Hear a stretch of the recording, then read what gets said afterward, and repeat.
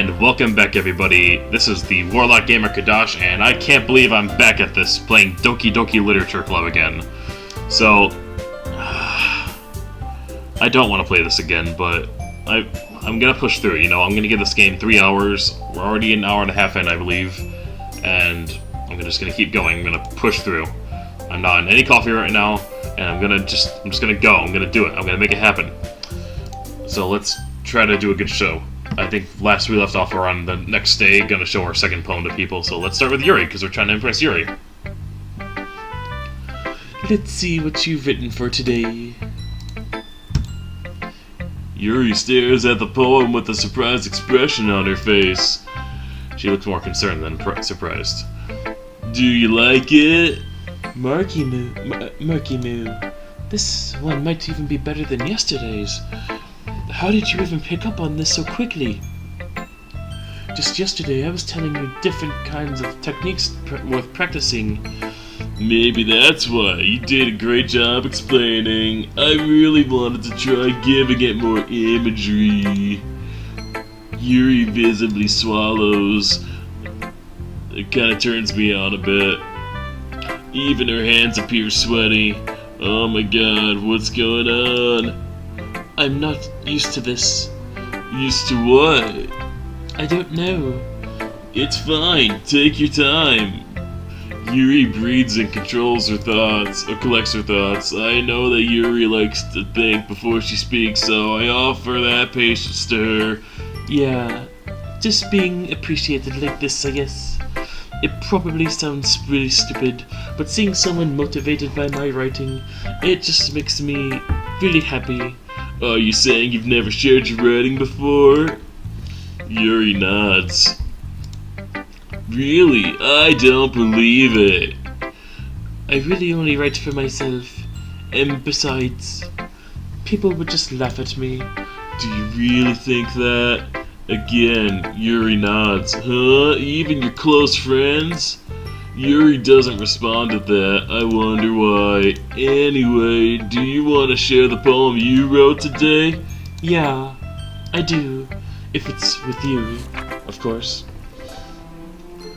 The raccoon. It happened in the dead of night while I was slicing bread for a guilty snack. My attention was caught by the scuttling of a raccoon outside my window. That was, I believe, the first time I noticed my strange tendencies as an unordinary human. Okay. God, I hate script. It looks nice, but I hate reading it. I gave the raccoon a piece of bread, my subconscious well aware of the consequences, aware that a raccoon that is well fed will come back, whatever. The enticing beauty of my cutting knife was the symptom, the bread my hungry curiosity, the raccoon an urge. The moon increases its phase and reflects that much more light off the cutting knife. I'm really losing interest already so fast. The very same light that glistens in the eyes of my raccoon friend. I slice the bread fresh and soft. The raccoon becomes excited or perhaps I'm merely projecting my emotions on whatever the satisfied animal. The raccoon is taken to following me. You could say that it's gotten quite used to each other. That we've gotten used to each other. The raccoon becomes hungry more and more frequently, so my bread is always handy. Every time I brandish my cutting knife, I've read this before.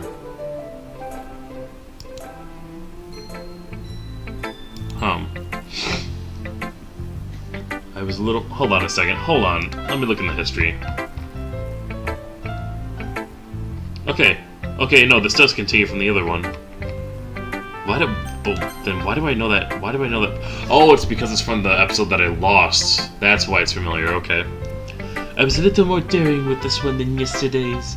I can see that. It's a lot more metaphorical. I don't know if it's my fault, but I can't begin to imagine what this poem's about. Is it a raccoon? Is it about cutting yourself with a knife? Is it about bread? Is this game like I Am Bread? It's torturous like I Am Bread. That's right. It's a bit closer to my preferred style. using the poem as a canvas to express vivid imagery and conveying emotions through them. Yeah, I guess so. Taking it at face value, I suppose, I would think it's about a cutting knife or a raccoon. Well, I think it's something different that people, Whatever, relate to in their own way. I want to express the way it feels indulging more unusual hobbies. God! It's those sorts of things I'm usually forced to keep to myself, so I sometimes enjoy writing about them. Why do you keep them to yourself? It's not like you're the only one in the world that eats bread. Because they're embarrassing. Yeah, I know. I like sourdough bread, and who likes that? And people will always make fun of me. Don't you have anything like that, Murky Moo? Well, I guess I do. I mean, I mentioned the whole thing about sourdough bread. No one can seem to relate to me on that one. I feel like everyone has a little something like that. The best we can do is respect each other and our individualities, even if it's difficult sometimes and some things make us uncomfortable. Like white bread. Who eats that crap?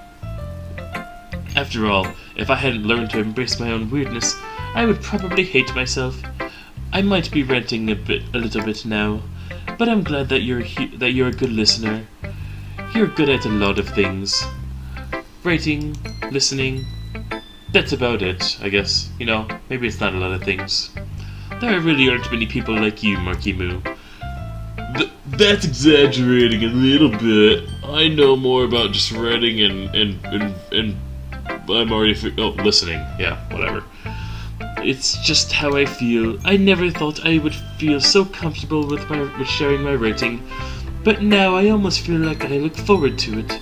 It's just a really nice feeling, and you're to thank for that.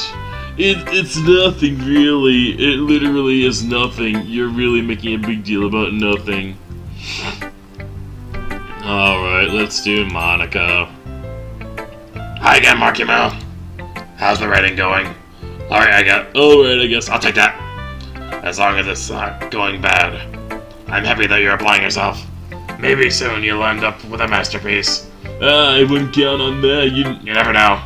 Want to share with me what you wrote today? Sure, yeah, here you go. I give my poem to Monica. Alright. This one's good. It feels like you're not only getting more comfortable with your style, but the imagery is better than the last one I read. Just wondering what you've been finding inspirational in Yuri's style. Oh, that he has been. I guess so. I can't deny that she's talented. Yeah, totally. I think her poems are the most romantic. That's the best way to describe it. She's like a totally different person when she picks up a pen. I noticed that too. Or when she's talking about literature, it's like a light turns on inside her. Sadly, it's hard to get much personal conversation out of her. Trust me, I've tried. Who knows what goes on in that head of hers? I hope you don't mean that in a bad way. No, of course not. I just mean wishing she didn't keep much to herself. Is that such a bad thing? But still, defending her like that, you must be pretty into her, huh? Wink.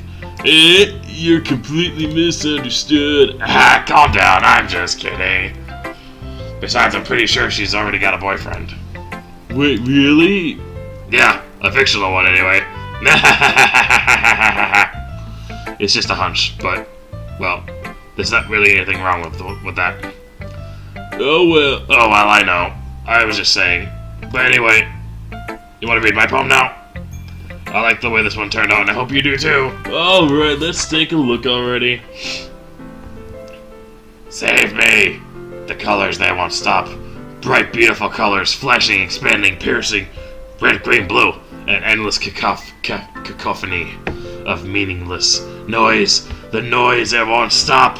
Violent, grating waveforms. Squeaking, screeching, piercing. Sine, cosine, tangent. Whatever the fuck that means. Like playing a chalkboard on a turntable. Like playing a vinyl on a pizza crust. An endless poem of meaninglessness. Load me. It's even more abstract than your last one, huh? I guess it's just the way I write. I'm sorry if you don't like it. No, I never said that. It's just the kind of thing I've never really seen before, I guess. I kind of like playing with my space on the paper. MySpace. Who really needs Facebook? I miss that website. Choosing where and how to space your words can totally change the mood of your poem. It's almost like magic. The way I wrote the lines really short makes it feel like they're trying to speak over the noise. I see. It's still hard for me to tell what it's about, though. It's like I'm just a main character in a dating simulator that just says all the right lines not to piss off anybody. Ah. Sometimes asking what a poem about isn't the right question. A poem can be abstract as a physical expression of a feeling, or a conversation with the reader. So putting it that way, not every poem's about something. Anyway, here's Monica's writing tip for the day. Sometimes you'll find yourself facing a difficult decision, and when that happens, don't forget to save your game. You never know what might change your mind, or when something unexpected may happen. Wait, is this tape even about writing? Or is this just the developer talking about me? Wait, are we all just in a video game right now? Is life just a meaningless video game? Who knows? I don't even know what I'm talking about anymore. That's the advice for today. Thanks for listening. God, that voice is hard. Alright, we pissed off Natsuki last time, so let's do it again. I liked your last one better. Really? Well, yeah, I can tell you're a little more daring with this one. But you're really not good enough for that yet. It fell flat. That may be true, but I wanted to try something different. I'm still figuring this all out. I mean, I always like poems that aren't trying too hard. I hate when people try to sound fancy or add more meaning just by using annoying and complicated language, just to make it simple, cute, and to the point. Yuri's head over heels with this cryptic nonsense, but I see right through that BS. Making your reader look so hard for all the deep meaning is just an excuse for it not having no meaning at all. God, this is so stupid. I can't. I'm just skipping it. Amy likes spiders. You know what I heard about Amy? Amy likes spiders. Ickly, wriggly, hairy, ugly spiders. That's why I'm not friends with her. And Amy has a cute singing voice. I heard her sing my favorite love song. Every time she sang the chorus, my heart would pound to the rhythm of the words. But she likes spiders, and that's why I'm not friends with her. One time I hurt my leg really bad. Amy helped me up and took me to the nurse. I tried not to let her touch me. She likes spiders, so her hands are probably gross. That's why I'm not friends with her. Amy has a lot of friends. I always see her talking to people. She probably likes talking about spiders. What if her friends start to like spiders too? That's why I'm not friends with her. It doesn't matter if she likes other hobbies. It doesn't matter if she keeps it private. It doesn't matter if it doesn't hurt anyone. It's gross. She's gross. The world would be better off without spider lovers. And I'm gonna tell everyone. Oh my god. Not bad, right? Of course. That's so stupid. I really don't like Natsuki. I hate the tsundere characters, and I'm not into them, and she's just a jerk. I don't like her. Just skipping a lot. Okay, I'll start reading again. Yuri wrote about something similar today. Did you see Yuri? Whatever. Oh god, I just skipped so much. I'm just skipping this part. I don't care. Natsuki is boring. I don't like her. Just skip it. Back to Sayori, the other one who strains my voice. But before I continue reading about her, let's just end today's episode here. Thank you all so much for watching. I truly appreciate your love and support. If you've made it this far in this series, I mean that's really saying a lot. I'm sorry if you hate that I'm skipping this. I'll try not to do it too much, but damn. Bye.